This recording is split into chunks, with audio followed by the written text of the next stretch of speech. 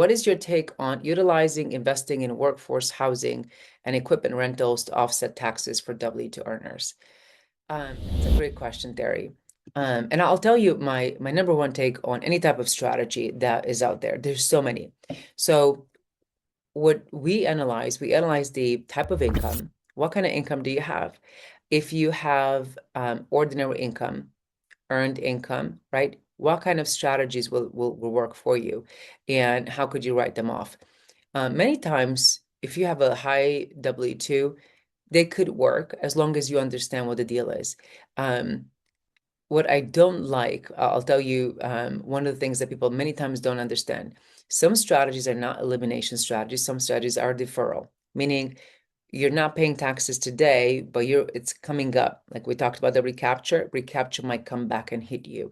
So when you go into any investment, every investment that has some benefit could be a great investment. The question is it great for you?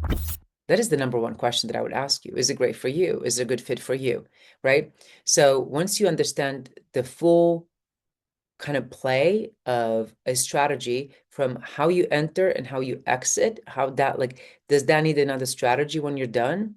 How are you going to close out? Like, how long are you hooked up on that? Like, what do you actually have to do to get out of it? So once you understand all these details, and if it still fits your scenario, I say it's a great deal.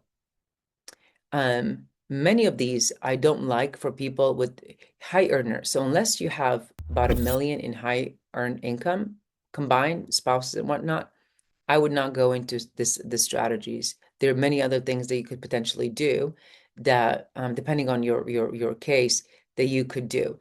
So I guess if you're in a state with no taxes, maybe 700, 750 is the place where I would even look at these types of strategies. So advanced tax strategies have a place, and they're called advanced for a reason. And I'm not one to say, oh, it's for everyone and every stage.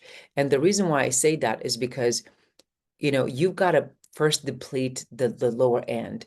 Use your cash, use strategies that you have control over your money first before you put it out to the investments that are advanced strategies, because you have to understand like how the ball is rolling. When you control the money, you control the output from the beginning to the end. Then you go out and invest in other investments that you don't have the control necessarily. So I hope that makes sense. But again, I've seen equipment rentals, great strategies. We've used many of them of various kinds. The housing again has become hot. Now, I would be very cautious of, there's so many groups. And again, I'm not against any group. And many of them are investment groups who go in, and a lot of the people are that are coming in kind of fall into that, oh, we're going to miss this out. This is the greatest strategy, and they don't even need it, right? Or the cost of getting in the strategy is so high that is way and beyond what their tax bill would even be. And they don't even know what their tax bill is, but they're like, they make it sound like, oh, this is the greatest strategy. We must invest. So you have to be very cautious sometimes. And when you see a strategy, the question is it good for you? And is it good for this year? Right? So housing, great strategy. I love the strategy. Is it for everyone? Absolutely not.